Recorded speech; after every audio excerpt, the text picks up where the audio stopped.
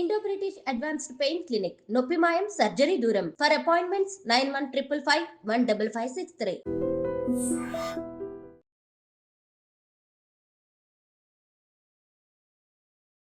Welcome to iDream. It's me Anusha Kumar. ఇవాళ మన guest ప్రముఖ న్యాయవాది నాగేశ్వర పూజారి గారు ఉన్నారు. వారితో మాట్లాడదాం. నమస్తే సార్.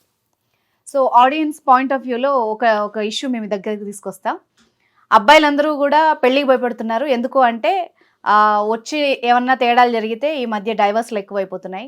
వాళ్ళు స్ట్రైట్ ఫార్వర్డ్గా పేరెంట్స్కి వేస్తున్న క్వశ్చన్, ఏంట్రా పెళ్లి చేసుకోవట్లేదు అని అంటే, ఎందుకు ఆస్తి పోగొట్టుకోవడానికా లేకపోతే నా శాలరీ సగం దానికి పెట్టడానికా అనేది అతని వ్యూ. అమ్మాయిలు ఏమంటారు, నేను ఇంత చదువుకొని వాడికి కోట్లు ఖర్చు పెట్టి వాడికి లక్షలు కట్నం ఇచ్చి వాడి ఇంట్లో పని చేయడానిక అని అమ్మాయి. సో ఇద్దరి ఇష్యూస్ ఇలా ఉన్నప్పుడు పెళ్లి మీద పూర్తిగా నమ్మకం పోయింది అందరికీ. ఇప్పుడు రీసెంట్గా ఒక అబ్బాయి చనిపోయాడు బెంగళూరు టెక్కి, మీకు తెలిసిందే.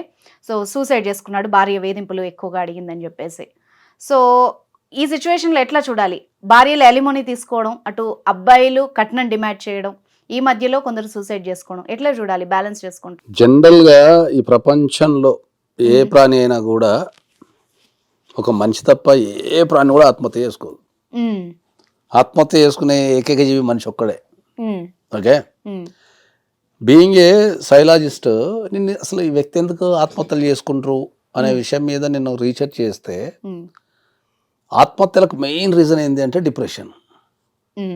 ఓకే, డిప్రెషన్ ఏ నుంచి వస్తుంది అంటే, ఒక సమస్య మీద అవగాహన లేకపోవడం వల్ల డిప్రెషన్ వస్తుంది. అంటే ఆ సమస్యను ఎట్లా సాల్వ్ చేయాలా అనేది వాళ్ళకి అర్థం కాదు, వాళ్ళకి అంత ఆలోచించే పవర్ కానీ ఉండదు. First point. రెండోది, పక్కన నిలబడి వాళ్ళతో మాట్లాడగలిగే ఓపిక ఎవరికి లేదు ఇప్పుడున్న జనరేషన్లో. ఓకే, లేకపోవడం వల్ల ఏంటంటే అది ఇంకెక్కువ అయిపోతుంది. ఎప్పుడైనా ఒక వ్యక్తి ఆత్మహత్య ఎప్పుడు చేసుకుంటాడు ఏంటంటే, ఈ ప్రపంచంలో నాకు ఎవ్వరు సహాయం చేసేటోళ్ళు లేరు, సో నా జీవితం అయిపోయింది, సో ఇంతమంది ఉన్నా నాకు ఎవరు సాయం చేయనప్పుడు ఎవరి కోసం బతకాలని చెప్పేసి ఆత్మహత్య చేసుకుంటారు. ఆత్మహత్యకు రీజన్ ఫస్ట్ అది. సో నువ్వు ఎప్పుడైనా సరే ఒక వ్యక్తికి, నీ పక్క నేనున్నా, నీ కోసం నేను కష్టపడతా, లేకపోతే నీ కోసం నేను నిలబడతా, నీవు పని చేయని చెప్తే వాడు ఆత్మహత్య చేసుకోడు ఎప్పుడు. ఎందుకంటే ఆ ధైర్యం వేరే. అరే, నా పక్కన ఒక వ్యక్తి ఉన్నాడు, నా కోసం ఉన్నారనే ధైర్యంతో బతకాలనిపిస్తుంది. సో మనం ఫాస్ట్ మూవింగ్లో ఏంటంటే, మనకి ఎవరైనా సమస్య చెప్తున్నా కూడా అని మనం వాళ్ళని రియాక్షన్ చేయడము, పట్టించుకోకపోవడం చేస్తాం మనం జనరల్గా. ఓకే, సో దానివల్ల ఆత్మహత్య చేసుకుంటారు. కాబట్టి నేను మళ్ళొకసారి చెప్తున్నా ఏంటంటే, ఎవ్వరు కూడా మీరు ఆత్మహత్య చేసుకోకండి ఎప్పుడు కూడా. మీ జీవితంలో ఏదన్నా సమస్య ఉండి మీకు అర్థం కాలేదంటే, పంజగుట్టలో నా ఆఫీస్ ఉంటుంది, నేను రోజు 4 to 9 కూర్చొని ఉంటాను, డైరెక్ట్ వచ్చేసేయండి, నేను కాపాడుకుంటాను. ఎటువంటి సమస్య పర్లేదు దేశంలో నేను కాపాడుకుంటాను. పోతే రెండోది, మనం మ్యారేజ్కి వచ్చారకు ఈ ఆత్మహత్యలు కానీ ఇవన్నీ ఎందుకు జరుగుతున్నాయి అంటే ఏంటంటే, పెళ్లి మీద మెయిన్ గా నమ్మకమే పోయింది. అయితే పెళ్లి మీద నమ్మకం పోయిందంటే, మొన్న నాకు ఒక one of the top most person, అంటే మంచి ఇండస్ట్రీలో టాప్ మోస్ట్ పర్సన్, అసలు పెళ్ళి అంటే ఏం సార్ అని అడిగాను. ఓకే, నెగిటివ్ చెప్పాలా పాజిటివ్ చెప్పాలని అడిగిన. ఓకే, లేదు సార్ పాజిటివ్ చెప్పు అన్నాడు. మళ్ళీ తర్వాత నెగిటివ్ అడగద్దని అడిగిన. సార్ పాజిటివ్ చెప్పు అంటే నేను చెప్పిన, పెళ్ళి అంటే ఏం లేదు, ఒకటే వ్యక్తితో రోజు ప్రేమలో పట్టాయి పెళ్ళి అని చెప్పిన. ఒకటే వ్యక్తితోని మనం ప్రతిరోజు ప్రేమలో పట్టాయి పెళ్ళి. ప్రతిరోజు ప్రేమలో డిఫరెంట్ వ్యక్తితో పడ్డాం అనుకో, అది పెళ్ళి కాదు. అంతే, ఇంకేముంటుంది. అంటే రోజులు ఏమైనా చూస్తాం కదా, చూసినప్పుడు ప్రతిరోజు ప్రేమలో పడ్డావు అనుకో, ఆ రోజంతా బ్యూటిఫుల్ ఉంటుంది నీకు. కాబట్టి ఇంక నీకు సమస్య వస్తుంది. అవును. ప్రధానంగా ఏమైందంటే, పెళ్లి మీద వ్యతిరేకత రావడానికి ప్రధాన కారణం ఏంటంటే, మనకు ఇండివిజువాలిటీ పెరిగిపోయింది. అవును. కుటుంబాలు చిన్న కుటుంబాలు అయిపోయి విలువలు నేర్పడం మర్చిపోయినాం మనం చాలా మందికి. అర్థమైందా?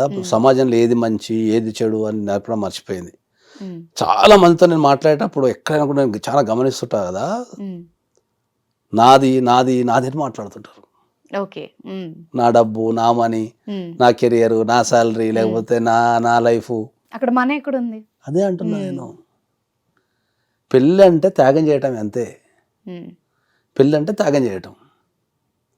ఆ త్యాగం చేసే ఎప్పుడు త్యాగం చేస్తారంటే, ఇద్దరు వ్యక్తులు బాగా అర్థం చేసుకున్నప్పుడు త్యాగం చేసుకుంటారు. అర్థం కాకపోతే త్యాగం చేసుకోరు. సో ఇప్పుడున్న జనరేషన్లో ఏంది అంటే, ఆ అర్థం చేసుకునేది తత్వం అనేది వెళ్ళిపోయింది. ఎందుకు అంటే ఏంటంటే, నా దగ్గరకు వచ్చే ప్రతి కేసులో నేను చూస్తా కదా, ప్రతి కేసులో పెళ్లి చూపులకు పెళ్లికి మధ్యలో 2-3 నెలల కంటే ఎక్కువ తేడా లేదు. Okay. First point. Instant marriages అంటున్నారా? ఇన్స్టెంట్ మ్యారేజ్ ఉన్నాయి. మాక్సిమం 90% ఆన్లైన్లో చూసుకోవటం, ముచ్చట పెట్టుకోవటం, నీకెంత వస్తుంది నాకెంత వస్తుంది, లేకపోతే నువ్వేం ప్యాకేజీ నాదేం ప్యాకేజీ, నువ్వేం చేస్తావు నేనేం చేస్తా, అందంగా ఉన్నావా, ఇంతే. ఇవే మనకు సెట్ అవుతుందా లేదా, సెట్ అవుతుందా లేదా, ఇంతే. మరి ఏం చూడాలంటారు? గుణమే చూడాలని చెప్తా నేను. ఎట్లా తెలుస్తుంది సార్?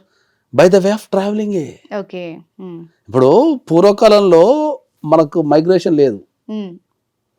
ఒక కుటుంబం ఉందనుకో, ఆ కుటుంబంలో చిన్న పిల్లలు పెళ్ళయ్యేంత వరకు ఆ కుటుంబంలో అక్కడనే అడ్డు పెట్టుకొని ఉంటుండే.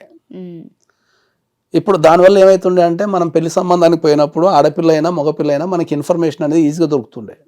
ఒక ఊరికి వెళ్ళాం అనుకో, పలాని వాళ్ళ అబ్బాయి ఎట్లా అంటాడు అంటే ఆ ఊర్లో ఉన్న వాళ్ళంతా వాని ప్రవర్తన, బిహేవియర్, వాడిన కోప్పడేటోడా, చిరాకు చేసేటోడా, లేకపోతే ఎవరి మీద నరిచిండా, కొట్టిండా, తరగతి వల్ల కొట్టిండా, చదువులోకి చక్కగా పోయిండా లేదా, బ్యాడ్ హ్యాబిట్స్ ఉన్నాయా, మందాగిండా, ఎట్లా బిహేవ్ చేస్తాడు, ఫంక్షన్లో పోతే ఎట్లా బిహేవ్ చేస్తాడు, ఆడవాళ్ళని వంకరగా చూసిండా, ఎవరినన్నా లాగిన్లా, ఇట్లాంటి ఇన్ఫర్మేషన్ డేటా అంతా ఆ ఊర్లో ఉంటుంది. అవును.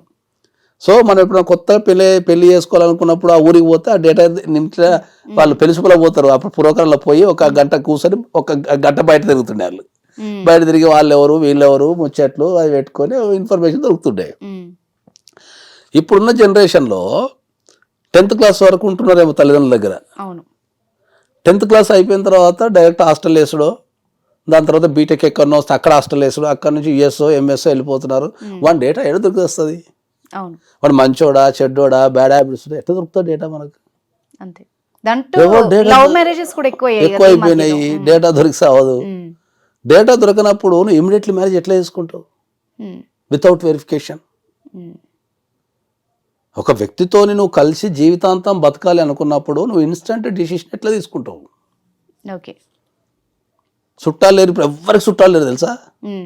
అంటే పేరెంట్స్ కూడా ఇవే చూడట్లేదు కదండి. అదే చెప్తున్నా, నేను అదే అందరికి చెప్పేది అదే చెప్తున్నా. నువ్వు ఎంత సంపాదించినా ఫైనల్ నీకు కావాల్సింది ప్రశాంతంగా ఉండటమే కదా. నువ్వు 100 కోట్లు సంపాదించినా నీకు కావాల్సింది ప్రశాంతంగా ఉండటమే కదా. నువ్వు 100 కోట్లు సంపాదించినావు, లాస్ట్కి ఇంట్లో కూర్చొని భార్యతోనో పిల్లలతోనో వాళ్ళతోనో సమాజంతోనో ముచ్చట పెట్టడమే కదా ఆనందం. ఒక మనిషి ఇంకో మనిషితో ముచ్చట పెట్టడమే జీవితం. అది ప్రశాంతంగా. నువ్వు 100 కోట్లున్నా రూపాయి లేకున్నా నీకు అది ఉంటే సరిపోతుంది జీవితానికి.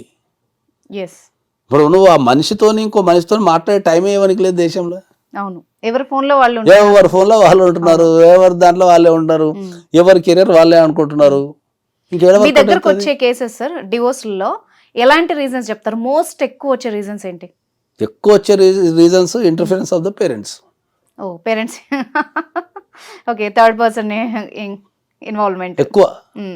2 ఇల్లీగల్ అఫైర్స్. 3 డబ్బు. ఓకే. ఫస్ట్ దానికి ఏముంటుంది? Interference of the parents. ఇంతకుముందు పూర్వకాలంలో సపోజ్ ఒక పల్లెటూరులో ఒక పెళ్లి జరిగింది అనుకుందాం, భార్య భర్తలు బతకడానికి హైదరాబాద్ వచ్చిన అనుకుందాం, ఓ 30 సంవత్సరాల క్రితం. వీళ్ళిద్దరు ఇక్కడ గొడవ పడ్డారు. అప్పుడు కమ్యూనికేషన్ చేయాలంటే ఎక్కడ ఉంది? వీళ్ళు గొడవ పడ్డోళ్ళు ఏం చేస్తుండే? కమ్యూనికేషన్ లేకపోతుండే తల్లిదండ్రులతో, చెప్పడానికి ఎవరు లేరు చెప్పడానికి, ఇజ్జత్ పోతుంది అని చెప్పేసి ఏం చెప్తుండే? ఏ వ్యక్తి గొడవ పడ్డా తాత్కాలికంగానే ఒక 3 రోజులకో 4 రోజులకో మాట్లాడుకోకుండా అటో ఇటో తిరుగుతుండే. తర్వాత వాళ్ళే రియలైజ్ అవుతుండే, అరే నేనేమో తప్పు చేసినేమో అనవసరంగా. ఒక 3 days టైం ఇస్తే అట్నే వస్తుంది ప్రతి ఒక్కరి ఫీలింగ్. భార్యనో భర్తనో ఎవరో ఒకరు రియలైజ్ అవుతుండే, అరే నేను అట్లా అనాల్సింది కాకుండానేమో ఆవేశంలోనేమో అని మెల్లగా కలిసిపోయి మళ్ళా సంసారాన్ని జీవిస్తుండే. So where there is no interference of the parents, ఎక్కడైతే లేదో లైఫ్ ప్రశాంతంగా ఉన్నది. ఓకే. సో ఇప్పుడు సేమ్ సిచ్యువేషన్ ఇప్పుడు పెట్టేసాయి. వీడు తిట్టకముందే కథ కాల్ చేస్తూనే ఉంటారు 20 మందికి. చూడు వాట్సాప్లు, తర్వాత live locations, video calls. Record చేసుకోవాలా? దాన్ని ఇమీడియట్లీ రికార్డ్ చేయాలి. దాన్ని అమ్మో సాక్ష్యం మిస్ అవుతుంది, వీడు అరిసింది నేను రికార్డ్ చేయాలని. ఎవరు ప్రశాంతంగా ఉన్నారు దేశంలో? ఒక విషయాన్ని కన్ఫర్మ్ చేసుకోవాలంటే ఫోన్ చేసి రికార్డు బటన్ నొక్కి అన్ని అడుగుతున్నారు. నువ్వు కన్వర్సేషన్ ని ఎంజాయ్ చేస్తున్నావు. ఏమైనా ఎదుటోడు దొరుకుతాడా రికార్డ్ చేయాలా, ఎదుటోడు దొరుకుతాడు రికార్డ్ చేయాలనే కాన్సెప్ట్లో తిరుగుతుంటే నువ్వు జీవితాన్ని ఎక్కడ ఎంజాయ్ చేస్తావు నువ్వు? సో వీళ్ళు పేరెంట్స్ ఏంది, అమ్మో నా బిడ్డకి ఏమైపోయిందో, నా కొడుకు ఏమైపోయిందో అని వీళ్ళు ఆందోళన చెందిపోయి ఓవర్ ఇంటర్ఫరెన్స్ అయిపోయి అట్లా చెయ్యి ఇట్లా చెయ్యి అట్లా చెయ్యి ఇట్లా చెయ్యి అని వాళ్ళు కొంతమంది పెద్దగా అయిపోతున్నారు. రెండోది ఇల్లీగల్ అఫైర్స్. ఫోన్ లేనప్పుడు ఇల్లీగల్ అఫైర్ ఎవరైనా పెట్టుకున్నా ఏదైనా కారణం వల్ల దొరికినా వాళ్ళిద్దరిని కొట్టి పెళ్లి చేసేటో పంపిస్తుండే. విడదీయడానికి ఈజీగా ఉండేది. విడదీయడానికి ఈజీగా ఉండే, వాళ్ళకి కలవడానికి ఆప్షన్ లేదు అప్పుడు, ఎందుకంటే సెల్ ఫోన్ లేదు కదా. ఒక అమ్మాయికి పెళ్లి చేసి పక్క ఊరికి పంపించేస్తే ఆ ఊర్లో ఉంటుండే. పెళ్ళైన కొత్తలో ప్రేమికుని మర్చిపోలేక ఏడుస్తుండే. అప్పుడు అక్కడ వాళ్ళే అనుకుంటుండే, అయ్యో ఇల్లు కొత్త ఇంటికి వచ్చింది కదా, మరి చిన్నప్పటి నుంచి అక్కడ పెరిగింది కదా, కొత్త ఇంటికి వచ్చింది కదా, కొత్త వాతావరణం కదా, నిద్ర పడతాం లేదేమో, ఆహారపు అలవాట్లు వేరే ఉంటాయి, కల్చర్ కొద్దిగా డిఫరెన్స్ ఉంటుంది కదా, అడ్జస్ట్ కాలేకపోతుందేమో, హోమ్ సిక్ ఏమో అనుకొని వీళ్ళు చదవకపోతుండే. సరిపోయింది. వీళ్ళకి ఇటు చదవకపోతుండే, అవి ఏడ్చుకుంటూ కూర్చుంటుండే. ఓవర్ ద పీరియడ్ కాలం అన్నింటినీ మార్చేస్తుంది కాబట్టి ఓవర్ ద పీరియడ్ మెల్ల ఆ కుటుంబంలో కలిసిపోతుండే. సేమ్ సిచ్యువేషన్ మళ్ళీ ఇప్పుడు తీసుకొచ్చేసాను. ఏముంటది ఇప్పుడు cell phone. Okay, cell phone లో సెల్ ఫోన్ లో ఖాళీలు ఉన్నప్పుడు ప్రేమించుకుంటారు. ఇక్కడ పెళ్లి జరుగుతుంటే కూడా వాళ్ళు టెక్స్ట్ చేసుకుంటుంటారు లైవ్.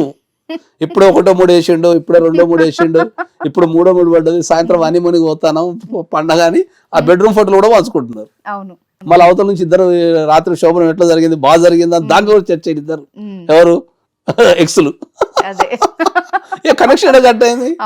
దానికోసం మొబైల్ తెల్లవారులు అంటూ పెట్టుకోవాలా, పక్కలకి ఇవ్వద్దు, బాత్రూమ్ పోవాలా, రాత్రులు దొంగతనంగా లేవాలి. ఈ బతుకంతా దొంగ బతికే కదా. దొరికితే ఇంకొక ఏదో ఒక రోజు ఇప్పుడు వేరే ఒక రోజు రంగున SMS టింగ్ చూస్తే కదా వాళ్ళు వచ్చి అడ్వకేట్ ఆఫీస్లో కూర్చుంటారు. ఇంకో ప్రాబ్లం కూడా సెల్ ఫోన్ తోని. చెప్పండి. ఇంతకుముందు రాత్రిపూట ఏమైనా గొడవలు అయినాయి అనుకో, భార్య భర్తలకి ఏదైనా విషయం మీద కొట్టుకున్నారు అనుకుందాం, ఇంతకుముందు ట్రాన్స్పోర్ట్ లేకపోతుండే రాత్రిపూట, పొద్దుల మొత్తం బట్టలు చదువుకోవాలని చెప్పి అనుకుంటుండే, పొద్దుగల మర్చిపోతుండే. ఇప్పుడు నా అదృష్టం ఏం తెలుసా నీకు, రాత్రి 2 గంటలకు మనం వెళ్ళిపోవాలనుకో ఇట్లా కొట్టినా కూడా ఊబర్ రోడ్ మన పక్కనే తిరుగుతుంటాడు, ఎప్పుడు ఎక్కుతారా అని చెప్పి. రెడీగా అట్లా నువ్వు మొబైల్ వేయగానే ఇక్కడనే ఉన్న మేడం వచ్చేయండి ఎక్కేసి అని తీసుకొస్తున్నాడు. ఇంకా వీళ్ళ ఆవేశం ఎప్పుడు చల్లారుతుంది. ఇప్పుడు భర్తలు ఉన్నారు, ఇంతకు ముందు మనకు హోటల్స్ లేకపోతుండే, సచ్చుకుంటా పిల్లమే ఉండాలా. అప్పుడెప్పుడు 1 monthకి ఒకసారి ఏదైనా ఊరికి పోయినప్పుడు తింటుండే మనం. ఈ డైలాగ్ సినిమాల్లో ఉంటది, ఏడిపోతాడులే కడుపుగా వెళ్తే ఇంటికి వస్తాడు. ఇప్పుడు ఇద్దరు కూడా పెట్టుకుంటున్నారు ఒకటే ఇంట్లో, స్విగ్గీలు జొమాటోలు ఎవరికి వచ్చిన పర్సలు తీసుకుంటారు, తింటున్నారు, ఎవరి బెడ్రూమ్ లో పడుకుంటున్నారు. టెక్నాలజీ మనిషి జీవితాన్ని ఎంతగా నాశనం చేసిందంటే అంటే అదే చెప్తున్నా కదా, మనిషి ఒక మనిషికి అటాచ్మెంట్ అవ్వాల్సింది పోయి ఒక మిషన్ కి అటాచ్మెంట్ అయిపోతున్నాడు. మిషన్ కి అటాచ్మెంట్ అయిపోయిన తర్వాత ఇంకో మనిషితో మాట్లాడలేకపోతున్నాడు. That is the problem in the nowadays the country facing that. టెక్నాలజీతోని మనం రోబోల కింద మారిపోతాం. ఇంకా నాకు తెలిసి ఇంకో 20-30 సంవత్సరాలకు రోబోల కింద మారిపోతాం మనం. ఇప్పటికే ఎఫెక్షన్ లేదు, ప్రేమ లేదు, ఒక నిలబడతాం పోరాడదాం అని చెప్పేటోళ్ళు లేడు. సమాజం అయితే కంప్లీట్ బాధ్యత మర్చిపోయింది, కంప్లీట్. ఎవ్వరు ఒక మూమెంట్ ఎంజాయ్ చేస్తలేరు, అసలు ఎక్కడ కూడా ఒక మూమెంట్ ఎంజాయ్ చేసే పరిస్థితి లేదు. ఇంతకు నేను మొన్న పుష్ప 2 సినిమాకి పోయినా. సినిమా ఇట్లా స్టార్ట్ అయింది, థియేటర్లో ఎంత మంది ఉన్నారో అంతమంది సెల్ ఫోన్లతో దాన్ని చిత్రీకరించారు. నేను ఒక్కనే ఫోన్ పక్కన పెట్టి అరే అమ్మ ఇదేంటో అందులో సినిమాకి వచ్చిందా మొత్తం థియేటర్ మొత్తం పెట్టేసి కెమెరాలు. వాడు సినిమా చూడటం బంద్ చేసి ఏది సీన్ వస్తుంది రికార్డ్ చేస్తున్నాడు, స్టేటస్ పెడుతున్నాడు, రికార్డ్ చేస్తున్నాను.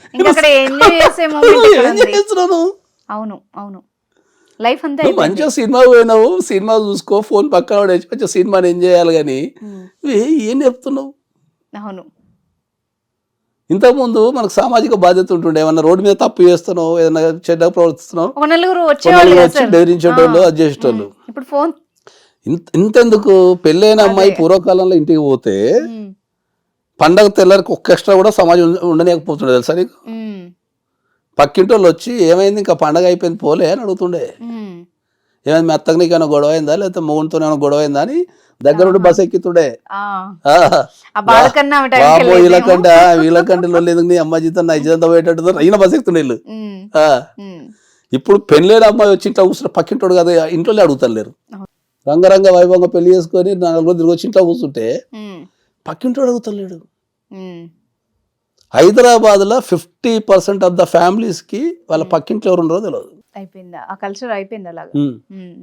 నా పక్కింట్లో దొంగ ఉన్నాడా, మంచోడు ఉన్నాడా, లేకపోతే డాక్టర్ ఉన్నాడా, సగం మంది తెలియదు. అపార్ట్మెంట్స్ కల్చర్ వచ్చినప్పుడే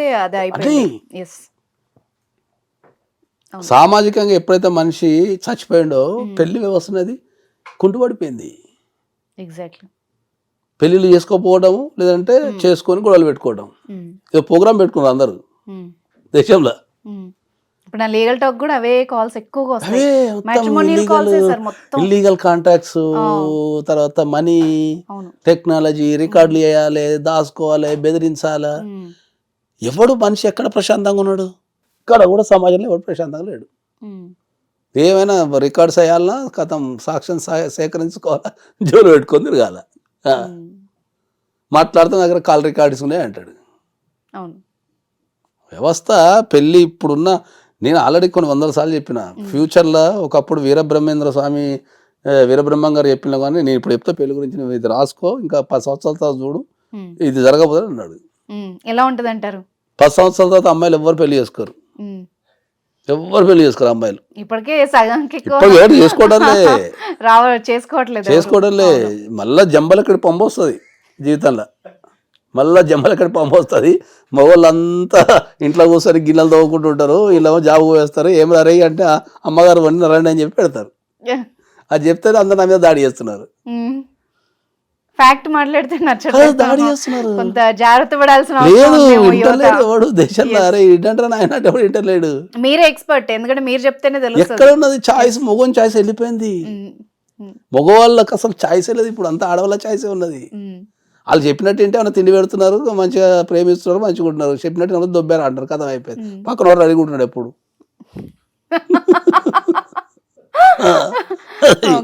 వింటలేరు వాళ్ళు కూడా. సమానత్వం అని అదని ఇదని వాళ్ళు కాలు ఎప్పుడైతే బయట పెట్టేసిందో, వాళ్ళకి ఎప్పుడైతే ఇండివిజువాలిటీ వచ్చేసిందో.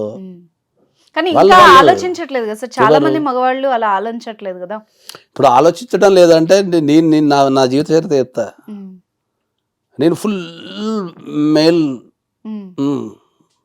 జనరల్గా, నేను స్వతహాగా నేను లాలో ఉన్నా కాబట్టి రోజుకు ఒక 100 మందిని కలుస్తా కాబట్టి కలిసి కలిసి కలిసి కలిసి కలిసి నా వ్యవస్థ మారిపోయి నేను మేల్ డామినేటెడ్ వ్యవస్థ నుంచి ఫిమేల్ సపోర్టింగ్ వచ్చేసిన, ఫెమినిజానికి వచ్చేసిన. అంటే ప్రపంచంతో మార్చే అంటే ఇని అసలు ప్రాక్టీస్ అంతా అర్థమైపోయింది. ఇప్పుడు నేను లాలు ఉన్నా కాబట్టి అర్థమైంది. ఇప్పుడు లాల లేకుండా ఉంటే నేను కూడా మేల్ డామినేషన్ ఉండి ఎవరిని పడతాను తిట్టుకుంటానో, ఏది చేసుకుంటే మొగడో గొప్ప అనో మీసాలు తీసుకుంటే తిరిగేటోడిని. కాబట్టి మనం ఆడవాళ్ళని అర్థం చేసుకోవడం తప్ప ఇది చేయగలిగింది ఏం లేదు. ఇప్పుడు నా తిరుగుతారు మళ్ళీ మా దగ్గరికి వస్తారు.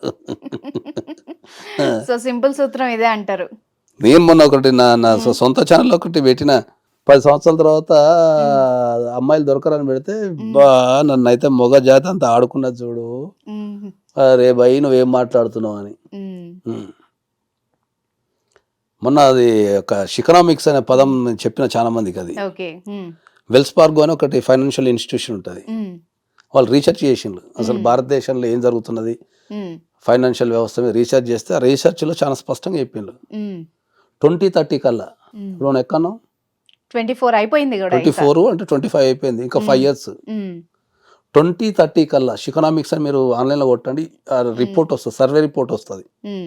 భారతదేశంలో ఉన్న దగ్గర 5 లక్షల మంది అమ్మాయిలని సర్వే చేసిన తర్వాత వాళ్ళు రిలీజ్ చేశారు దాన్ని మొన్న. శికనామిక్స్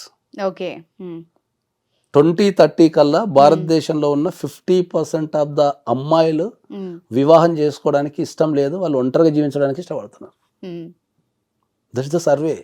సిటీలో ఆల్రెడీ ఆ కల్చర్ ఉంది. సర్వే అదే మొగడైతే ఒక స్వేచ్ఛ ఎట్లా కోరుకుంటున్నారో సేమ్ ఆడవాళ్ళు కూడా అట్నే. నేను వాని కింద బతికేది ఏంది, నా సంపాదన నేను సంపాదించుకుంటున్నా, నాకు నచ్చినట్టుంటా, నచ్చినట్టు సినిమా చూస్తా, నచ్చినప్పుడు నిద్ర పోతా, నచ్చిన పని చేస్తా అని వాళ్ళు కూడా సేమ్ అంటే తయారైంది. ఎవడన్నా మంచుకుంటూ ఉంటాడు లివ్ ఇన్ రిలేషన్షిప్లా, లేదంటే మెడలు బట్టి నూకేద్దాం, కథం అయిపోయా. సో ఆలోచించి జాగ్రత్త పడాల్సిన అవసరం ఉందేమో కదా.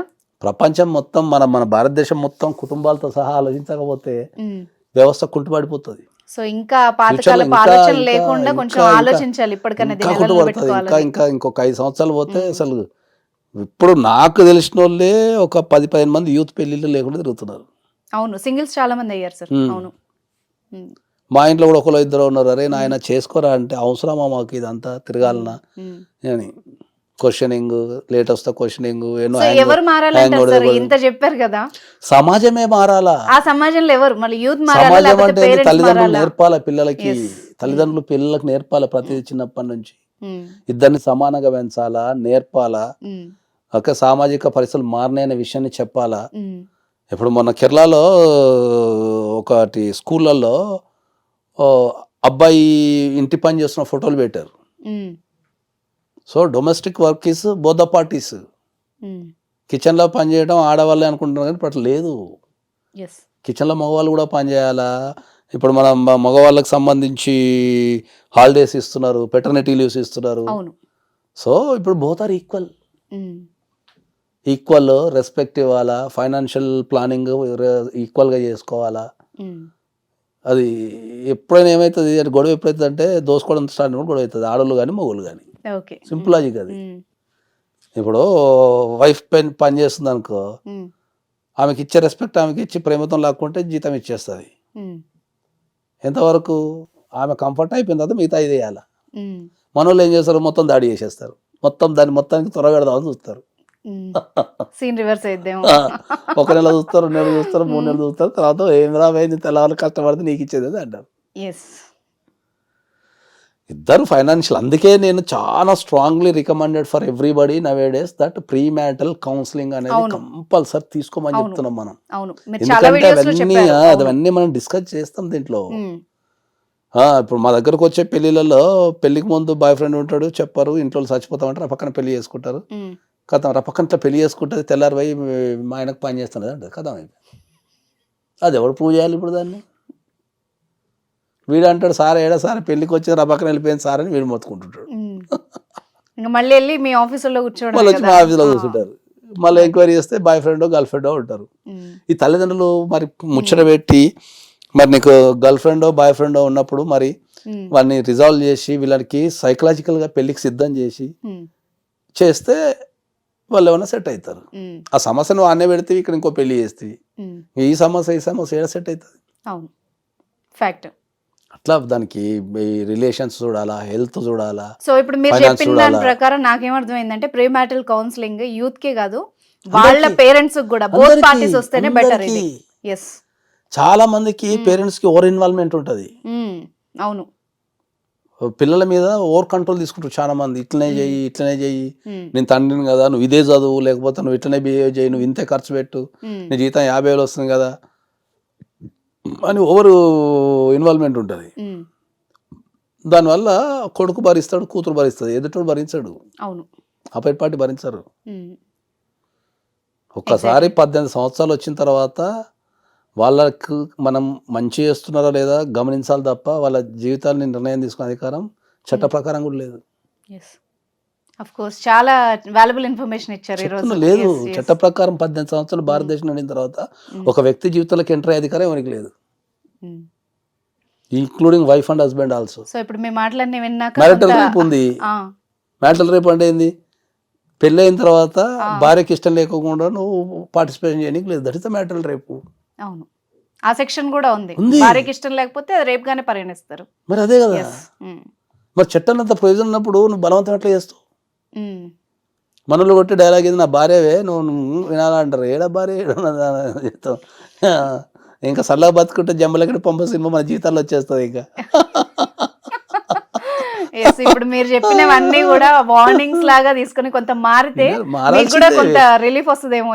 నేనైతే అసలు మ్యాట్రిమోనియల్ ఇష్యూస్ లో ఎవరిని కోర్టుకు రావద్దని నేనైతే వచ్చిన వాళ్ళందరికీ కాళ్ళు మొక్కి మరీ చెప్తాను. మా ఆఫీస్కి ఎవరైనా వస్తే కాళ్ళు మొక్కి చెప్తా. ఎందుకంటే ఒక మనిషి 20-25 వరకు తెలవకుండా ఒక కంట్రోల్లో బతుకుతాడు.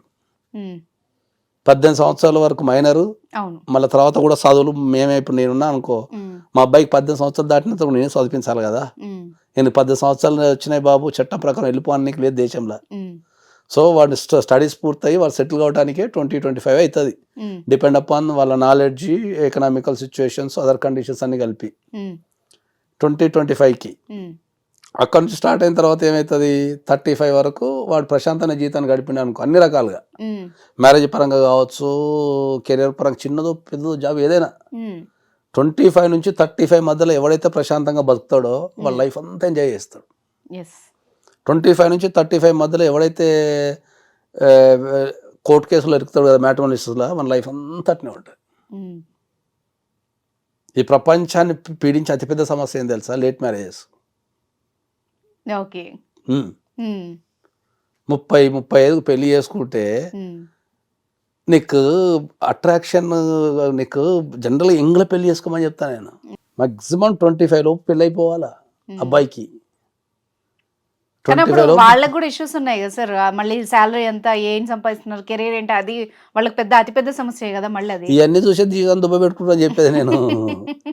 నువ్వు అబ్బాయిలకైనా అమ్మాయిలకైనా చూడాల్సింది శాలరీయో కెరీరో కాదు, వాని గుణం ఎంత ఉంది, లేకపోతే అమ్మాయి గుణం ఎట్లుంది, ఒక కుటుంబాన్ని కాపాడుకోగలుగుతారా, కష్టం వస్తే పక్క నిలబడగలుగుతారా, ఓకే, కష్టాలలో సుఖాలలో తోడుండగలుగుతారా, ఒకళ్ళొకరు ప్రేమించుకోగలుగుతారా అని నేర్పాలా. మీరు మనందరం అంటే నేను కాదు, నేను ఎప్పుడు అట్లా చేయనుకో, నేను మావాడు ఒప్పుకుంటే 25 చేసేస్తాను, నేను 23-24కే చేసేస్తాను మావాడు ఒప్పుకుంటే. అట్లయితే మైండ్ ప్రిపేర్ చేసి పెట్టినా తర్వాత వాని ఇష్టం, నేను ఫోర్స్ చేయాలి, అది వేరే విషయం. కానీ 25 లోపు మ్యారేజ్ అయిపోవాలా. ఎంగులు ఉన్నప్పుడే నువ్వు జీవితాన్ని అనుభవించకపోతే 35కి ఎవరికి ముడ్డి గుడ్లు వేస్తలేదు దేశంలో, తినే తిండికి తాగే తాగుడికి. సగం రోగాలతో ఉన్నారు. అవును, బీపీలు షుగర్ తోని 30 years కి stress, work stress, travelling, pollution, food. వాడి జీవితాన్ని ఏం చేస్తాడు? 30కి పెళ్లి చేస్తే 35కి కొడుకో బిడ్డ పుడితే వీడు ముసలుడు అవుతుంటాడు, వాడు ఎంగులు ఉంటాడు. వాడు 10కి రాగానే వీడు 50 ఉంటాడు, 50 వీడు అప్పటికి హాస్పిటల్స్ వీడు తిరుగుతుంటాడు. ఇక ఇద్దరి మధ్యలో నీకు బాండింగ్ ఏర్పడుతుంది. ఇప్పుడు నేను 45, మా అబ్బాయి 18, ఇప్పుడు మాకు బాండింగ్ ఉన్నది. మరిగా 35-30 ఏముంటే 35 చేసుకుంటే అమ్మాయిలైనా అబ్బాయిలు నాకు అర్థం కాదు. సగం దేశాల్లో ఉన్న అమ్మాయిలకి 50% ఆఫ్ ద అమ్మాయిలకి పీసీఓడీలో ఉన్నాయి. అమ్మాయిలకి పీసీఓడీలు ఏడు నుంచి వస్తాయి? స్ట్రెస్, ఫుడ్డే. జాబ్ గురించి స్ట్రెస్, ట్రావెలింగ్ గురించి, మన కెరీర్ గురించి స్ట్రెస్, అన్ని స్ట్రెస్లే ఉన్నాయి. అయిపోయి ఇంకేముంటుంది? పెళ్ళి అమ్మాయికి 22 ఇస్ హైయెస్ట్.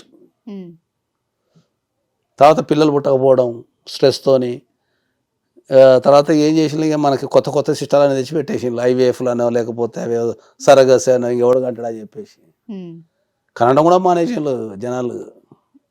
ఎగ్జాక్ట్లీ.